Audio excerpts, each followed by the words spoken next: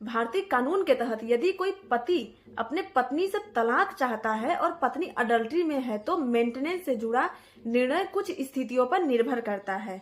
यदि पत्नी शारीरिक या भावात्मक रूप से किसी और व्यक्ति के साथ जुड़ी है लेकिन वह उस व्यक्ति के साथ नहीं रह रही है, ऐसे में पति को पत्नी का भरण पोषण देना पड़ सकता है, क्योंकि सुप्रीम कोर्ट और हाई कोर्ट ने कई सारे फैसलों में यह माना है कि भले ही पत्नी व्यभिचारी हो, अगर वह आर्थिक रूप से असहाय है तो उसे कुछ हद तक भरण पोषण मिल सकता है।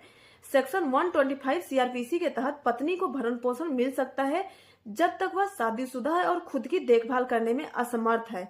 यदि पत्नी किसी अन्य पुरुष के साथ लिव इन अडल्ट्री में है, अर्थात वह उसी व्यक्ति के साथ रह रही है, यदि पत्नी लगातार किसी और के साथ रह रही है और यह साबित हो जाता है कि वह लिव इन अडल्ट्री में है तो पति को मेंटेनेंस देने की जरूरत नहीं होगी।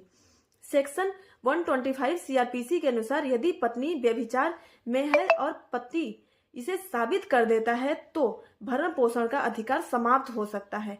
मेंटेनेंस से बचने के लिए क्या करना चाहिए?